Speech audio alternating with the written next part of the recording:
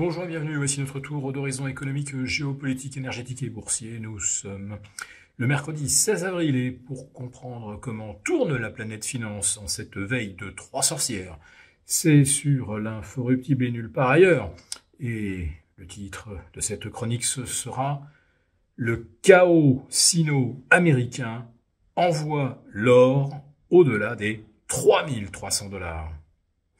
C'est clairement l'événement du jour. L'once d'or, retombée vers 3000 il y a une semaine, vient de reprendre pratiquement 10% en ligne droite, en tout cas exprimé en dollars. Voici l'once repassée au-dessus des 3300.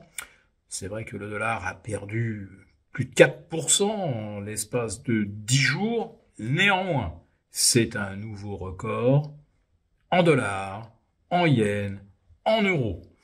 Qu'est-ce que nous dit cette hausse de l'or? Eh bien, comme je l'expliquais dans le titre, nous avons affaire à un véritable chaos sino-américain, avec cette fois-ci bien des embargos, puisque Trump vient d'annoncer qu'il interdisait à Nvidia de vendre à la Chine du matériel de dernière génération, les puces, enfin plutôt les GPU X20, et Blackwell, naturellement.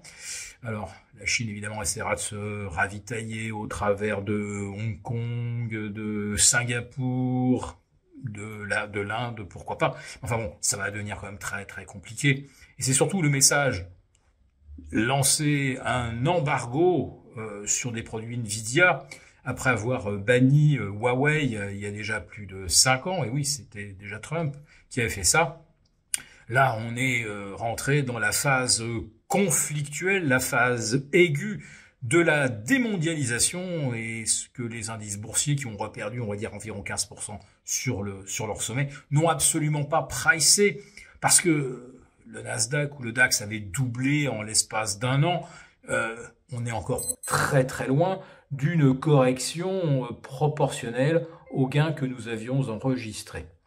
Oui, Trump a certainement encore quelques mauvais tours dans son sac. Après Nvidia et AMD, oui, fallait pas oublier AMD également. Quel autre fabricant de semi-conducteurs ou de produits de haute technologie va se voir interdire d'exporter vers la Chine, qui reste le principal marché? Ouais, je veux bien que l'Europe essaye à son tour de développer l'IA, des data centers, etc. Mais bon, non, il n'y a rien de comparable à ce que peut faire la Chine. Alors pour Nvidia, ils ont déjà chiffré l'interdiction qui vient de leur être signifiée à 5 milliards. Donc c'est 5 milliards de ventes en moins, ce qui va probablement éroder les marges.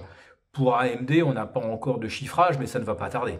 Mais je le répète, surtout, de proche en proche, quel autre produit va faire l'objet d'un embargo? Et symétriquement, sur quoi la Chine va-t-elle mettre un embargo? Les terres rares, naturellement, des composants électroniques par réciproque, évidemment, des pièces automobiles. Alors là, les Américains, ils pourront faire leur malin, mais quand il n'y aura plus de démarreurs, plus de puces pour gérer les batteries électriques, on verra bien comment les États-Unis vont se débrouiller.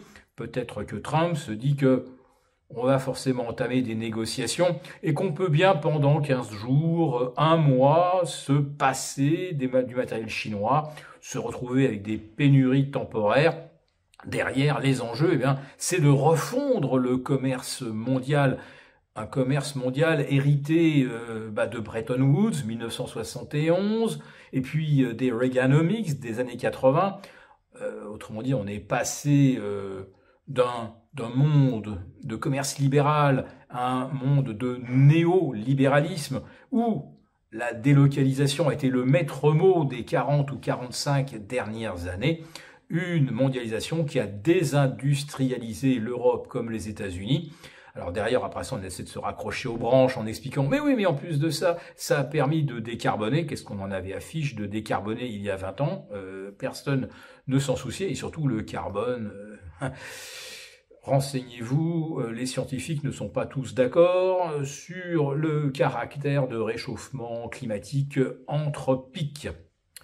Alors la France, au milieu de tout ça, elle se retrouve carrément au bord de la faillite. C'était d'ailleurs là-dessus que j'avais conclu ma chronique de la veille. Et figurez-vous que la Cour des comptes menace de ne plus certifier les comptes de la France. Vous voyez, comme une boîte qui enchaîne les malversations et finalement il n'y a plus aucun cabinet comptable qui veut certifier.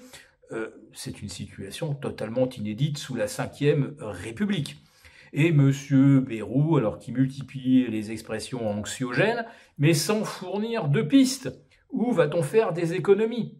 Et là, eh bien, comme on ne sait plus comment déplaire aux entreprises, en réduisant un peu les avantages dont on les a fait bénéficier au niveau de la TVA, au niveau des charges sociales, on pense à nouveau à léser les citoyens, ceux qui peuvent bénéficier de diverses pensions, remboursements. Oui, on s'en va vers le déremboursement des médicaments. Mais pire encore, on a un nouveau concept qui est que on ferait payer les soins, les médicaments au prorata de son degré de richesse.